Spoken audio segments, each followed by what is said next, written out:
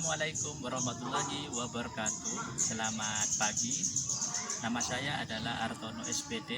Saat ini saya berdinas di SMA Riyadul Ulum, Kecamatan Botolinggo, Kabupaten Bondowoso. Saat ini saya terdaftar sebagai mahasiswa Universitas Sanata Dharma Yogyakarta dengan nomor NIM 2013-15035. Hari ini Selasa 1 Desember 2020, saya akan melakukan perekaman uji kinerja sebagai salah satu tugas PPG dalam jabatan Angkatan 3 tahun 2020. Sekian, terima kasih.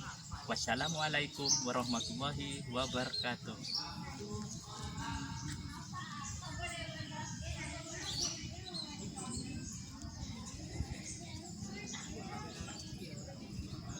Sebelum pelajaran dimulai, alangkah baiknya kita berdoa ya, agar apa yang kita jalankan pagi ini dapatkan berkah, kalian dapat ilmu yang barokah.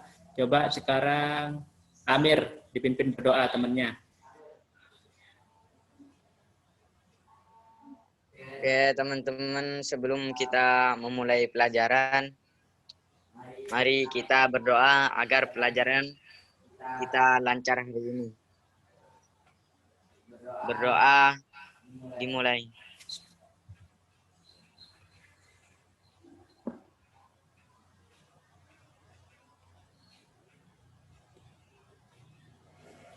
Doa selesai. Ya, terima kasih ya Amir. Sebelum pelajaran dimulai, Bapak, coba kedengeran suaranya Bapak, kedengeran? Kedengeran, Pak? Oh iya. Iya, Pak. Iya, Pak. Ya. Sebelum pelajaran dimulai ya, terlebih dahulu Bapak ingatkan sama kalian, di masa pandemi seperti sekarang ini, Bapak minta kalian untuk selalu jaga jarak ya. Jaga jarak, hindari kerumunan, sering cuci tangan ya. Kemudian sering makan makanan yang mengandung serat vitamin C ya, untuk menghindari adanya penularan penyakit corona ya. Karena penyakit corona itu tidak mengenal adanya usia, jenis kelamin, umur, semuanya tua atau muda. Itu tergantung dari imunnya kalian ya. Semakin kuat imun tubuhnya kalian, daya tahan tubuhnya kalian semakin kuat, kalian akan terhindar ya. Namanya juga manusia, kita harus berusaha ya. Oke, anak-anak sekalian ya, Bapak absen dulu ya. Bapak Amir ada ya, Farhan.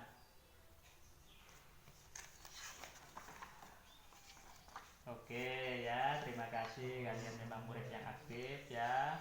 Bapak sarankan kalian harus belajar yang rajin ya. Tetap semangat di era pandemi seperti ini. Motivasi belajar tetap dijaga ya. Tetap semangat, kejar prestasi ya, raih cita-citamu ya. Oke ya, kita lanjut ke pelajaran ya.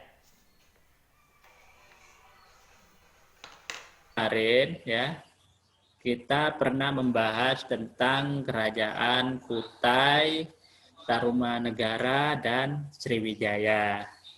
Ya, mungkin dari kalian masih ada yang ingat tentang materi yang kemarin. Silahkan. Kutai adalah kerajaan tertua bercorak Hindu. Kerajaan ini terletak di Muara Kaman, Kalimantan Timur, tepatnya di hulu Sungai Mahakam. Nama Kutai diambil dari nama tempat ditemukannya prasasti yang menggambarkan kerajaan tersebut. Nama Kutai diberikan oleh para ahli karena tidak ada prasasti secara jelas menyebutkan nama kerajaan ini. Karena memang sangat sedikit informasi yang dapat diperoleh akibat kurangnya sumber sejarah. Informasi yang diperoleh dari Yupa atau Tugu dalam upacara pengorbanan yang berasal dari abad keempat Ada 7 buah rupa yang menjadi sumber utama bagi para ahli dalam menginterpretasikan sejarah kerajaan Kutai. Dari salah satu rupa tersebut, diketahui bahwa raja yang memerintah kerajaan Kutai saat itu adalah Mulawarman. Namanya dicatat dalam rupa karena kedermawanannya menyedahkan 20.000 ekor lembu kepada Brahmana. Sriwijaya yang merupakan kerajaan besar menganut agama Buddha. Sriwijaya adalah kerajaan Melayu kuno di Pulau Sumatera yang banyak berpengaruh di Kepulauan Melayu. Bukti awal mengenai keberadaan kerajaan ini berasal dari Adab ke-7. Seorang pendeta Tingkot atau satu Sting menulis bahwa ia mengunjungi Sriwijaya tahun 671 selama 6 bulan. Oke, anak-anakku sekalian, materi kali ini kita akan membahas mengenai kerajaan Kadiri, Singosari, dan Majapahit. Tujuan pembelajaran yang ingin Bapak sampaikan pada pertemuan kali ini itu ada 3. Melalui pembelajaran discovery learning, diharapkan siswa itu dapat menjelaskan letak-letak kerajaan Kadiri, Singosari, dan Majapahit. Tujuan kedua yaitu menganalisis perkembangan kerajaan Kadiri, Singosari, dan Majapahit.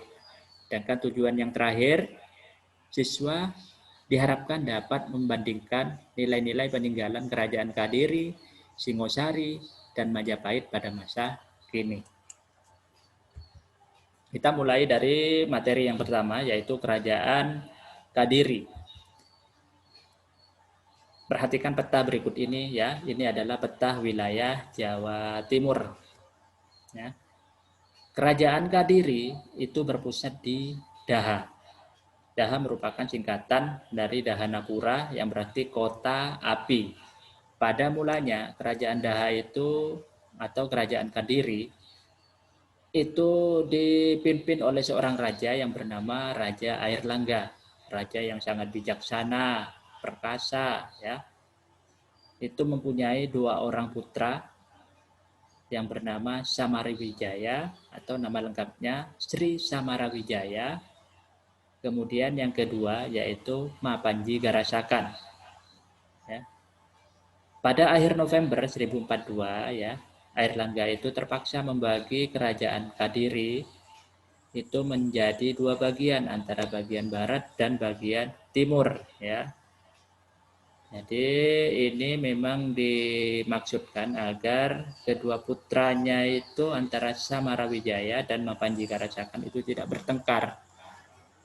Biar adil, jadi kerajaannya itu dibagi menjadi 2. Putra yang bernama Sri Samarawijaya itu mendapatkan kerajaan yang di sebelah barat, bernama Kerajaan Panjalu dengan ibu kotanya yaitu Daha.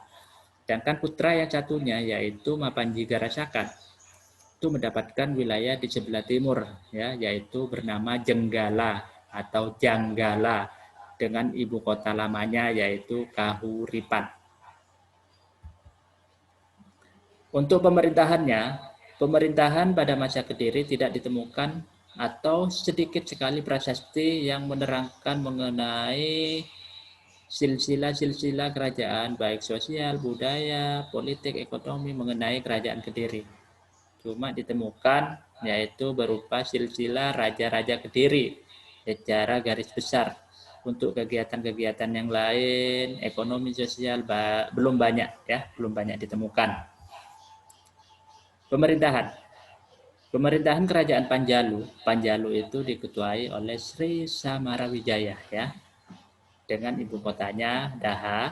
Itu mulai diketahui dengan adanya prasasti Sirah Keting ya pada tahun 1104 sebelum Masehi atas nama Sri Jayawarsa ya.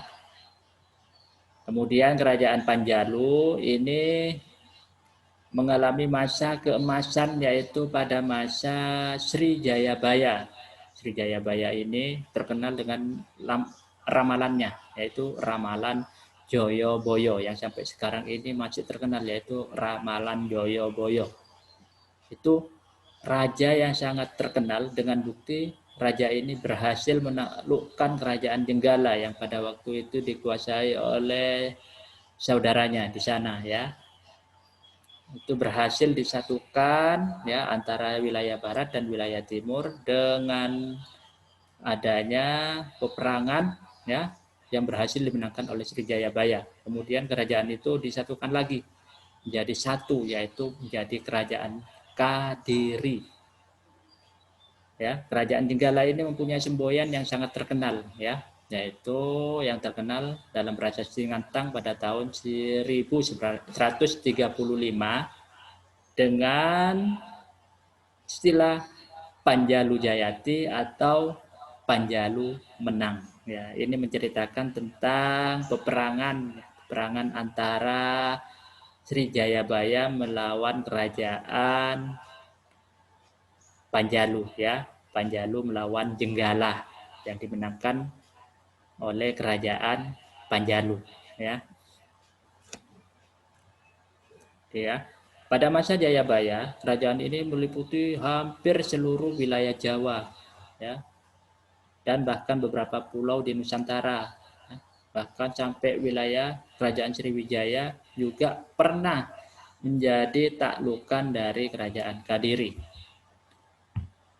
Kehidupan ekonomi ya, kehidupan ekonomi kerajaan Kadiri itu adalah kerajaan agraris ya dan maritim. Maksudnya dari agraris itu kerajaan yang mengandalkan dari segi pertanian.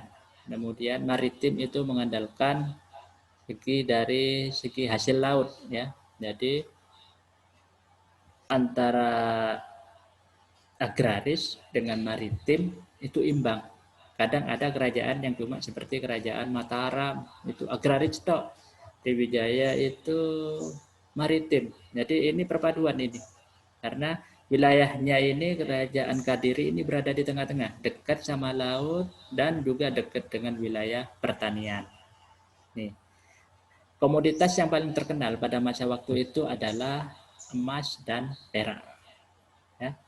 Kemudian kehidupan sosial masyarakat Kediri juga sudah mengenal adanya mas kawin, ya, mas kawin yang berupa emas.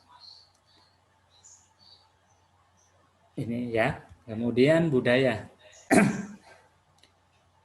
sudah dikenal adanya yaitu seni sastra ya. Pada tahun 1957 Kakawin Baratayuda ditulis yaitu oleh seorang empu yang bernama Empu Seda. Kemudian diselesaikan oleh Empu Pandulu ya. Ini menceritakan tentang peristiwa Mahabharata yaitu peperangan antara Pandawa dan Kurawa yang dimenangkan oleh Pandawa.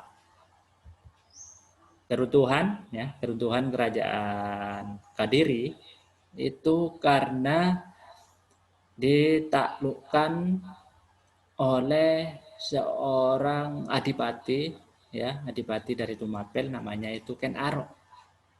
Prosesnya itu ya, karena pada waktu itu kaum Brahmana merasa sangat tidak dihargai oleh Kertajaya, raja terakhir dari Kediri. Kertajaya itu menganggap dirinya itu sebagai seorang dewa, jadi harus disembah. Ya, jadi kaum Brahmana merasa sakit hati. Ya, ngapain manusia harus menyembah manusia? Akhirnya kaum Brahmana yang merasa tersisih itu kemudian mencari perlindungan. Akhirnya minta perlindungan kepada Ken Arok.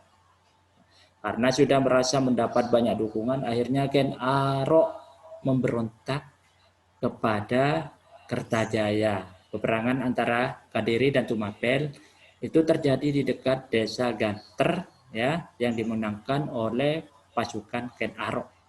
Di sini awal mulanya munculnya kerajaan Singosari. Ya. Kita lanjut ke materi yang kedua. Bapak singkat-singkat, nanti Bapak selipkan video, kalian belajar sendiri ya. Belajar dari video itu, kemudian kalian mengerjakan LKPD. Kerajaan Singosari, kita lanjut ke pertemuan yang materi yang kedua, Kerajaan Singasari. Singosari juga adalah salah satu kerajaan yang berada di wilayah Jawa, Jawa Timur juga, ya, dekat dengan Kediri. Ya. Berdasarkan prasasti Kudadu, nama resmi dari kerajaan Singosari itu adalah Kerajaan Tumapel. Menurut Kertagama, ketika pertama kali didirikan pada tahun 1222, ibu kota kerajaan Tumapel itu bernama Kota Raja. Kota Raja, kota tempatnya raja. Jadi pada tahun 1253, Raja Wisnuwardana mengangkat putranya yang bernama Kertanegara sebagai Yuwa Raja dan mengganti nama ibu kota menjadi Singosari. Ini adalah silsilah dari Kerajaan Singosari yang diawali oleh Ken Arok, ya. Ken Arok menikah dengan Ken Dedes, kemudian Nyak Selir yang namanya Ken Umang. Ken Arok dengan Ken Umang itu menghasilkan satu putra, ya, satu keturunan cuma yang bernama Tohjaya. Kemudian dari Ken Arok dengan Ken Dedes itu menghasilkan 4, yaitu menghasilkan 4 keturunan, mempunyai 4 anak, yaitu Mahesa Wonggateleng, Mahesa Cempaka, Lembutal, dan yang terakhir Raden Wijaya yang merupakan pendiri nantinya dari kerajaan Majapahit. Sedangkan dari Ken Dedes dengan suami tertuanya yaitu Tunggul Ametung itu punya beberapa anak, yaitu Anusapati, Ranggawuni, Kertanegara, ya. Yang terakhir itu adalah Prameswari, Tribuana atau Mahadewi, ya. Itu ya. Ini kehidupan sosialnya seperti ini, kehidupan ekonominya, kehidupan ekonomi kerajaan Singosari, ya, itu menggantungkan hidupnya sebagai seorang petani. Jadi karena letak dari Singosari itu agak mendalam, jadi mayoritas, ya, kehidupannya ditekankan pada bagian pertanian. Kemudian keruntuhan. Keruntuhan dari kerajaan Singosari itu karena adanya peristiwa Pamalayu. Karena raja terakhir, yaitu raja paling besar, ya, itu Jayanegara, ya, Kertanegara itu melakukan ekspedisi Pamalayu. Jadi mereka menaklukkan beberapa daerah-daerah tanpa mereka memikirkan keadaan kota mereka itu kosong. Jadi itu dimanfaatkan oleh Jayakatwang dari kerajaan Gelang-Gelang, ya, mengambil kesempatan untuk menggulingkan kekuasaan dari Kertanegara. Sehingga pada waktu Pamalayu yang dipimpin oleh Raden Wijaya, ya, menantu dari Kertanegara, Jayakatwang itu dengan mudah menaklukkan kerajaan Singosari. Akhirnya kerajaan Singosari runtuh dikuasai oleh Raja Jayakatwang. Terakhir, ya, materi terakhir yaitu kerajaan Majapahit. Kerajaan Majapahit lahir akibat dari runtuhnya kerajaan Singosari. Kerajaan Majapahit itu dipimpin oleh seorang raja, ya, yaitu Raden Wijaya, ya. Itu merupakan suatu kerajaan yang sangat besar. Karena kenapa besar? Karena di sini kekuasaannya itu, ya, sangat luas, sangat luas. Di hampir seluruh wilayah Nusantara, bahkan negara-negara tetangga banyak dikuasai. Tuh, ini kehidupan ekonominya, silakan dipelajari. Kehidupan ekonomi, kehidupan sosial budaya juga ada. Dan keruntuhannya, ya. Salah satu keruntuhan keruntuhan dari kerajaan Majapahit itu karena diserbu oleh Demak yang merupakan kerajaan Islam pertama di Pulau Jawa. Mungkin itu saja yang dapat Bapak sampaikan. Selebihnya bentar lagi kita nonton video bareng untuk menambah wawasan kalian. Kita tonton video secara bersama-sama ya. Terima kasih.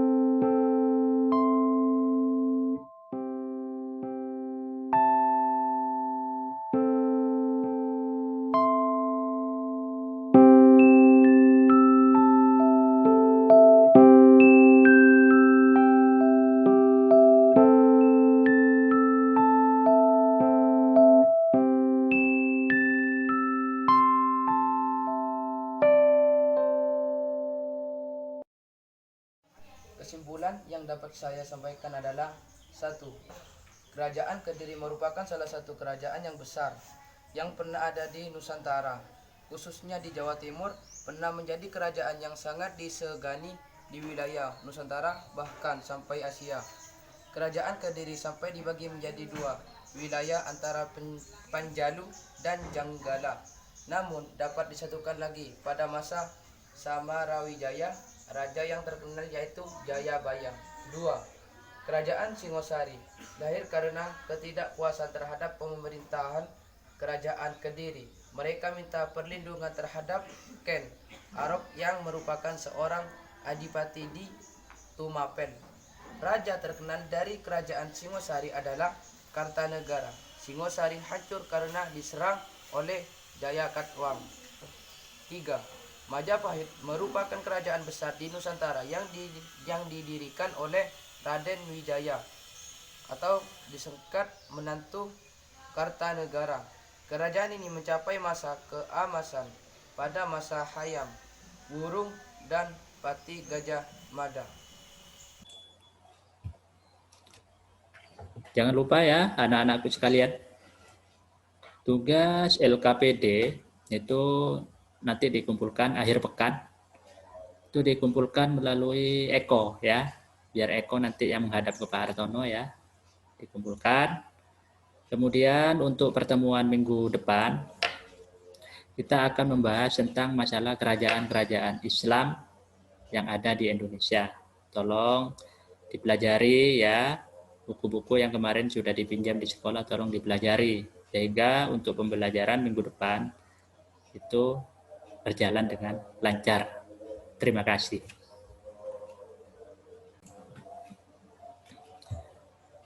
Bung Karno pernah berkata, berikan saya satu orang pemuda, karena dengan pemuda itu saya akan mengguncang dunia. Semangat belajar buat kalian semuanya di era pandemi seperti ini. Tetap rajin belajar. Raih cita-citamu setinggi langit. Kejar semua cita-citamu. Bapak doakan kalian menjadi orang yang sukses semuanya. Terima kasih. Sebelum pelajaran kita akhiri, silahkan coba Amir dipimpin untuk berdoa. Silahkan. Nah, teman-teman, sebelum pelajaran kita diakhiri, mari kita berdoa. Semoga pelajaran yang telah kita laksanakan hari ini dapat bermanfaat. Berdoa, dimulai.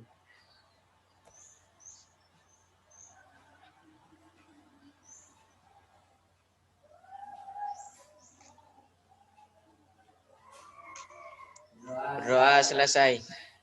Ya, terima kasih ya untuk Amir dan terima kasih untuk semuanya telah aktif di pembelajaran kali ini. Bapak akhiri ya. Selamat pagi. Assalamualaikum warahmatullahi wabarakatuh. Terima kasih. Waalaikumsalam warahmatullahi wabarakatuh. Ya.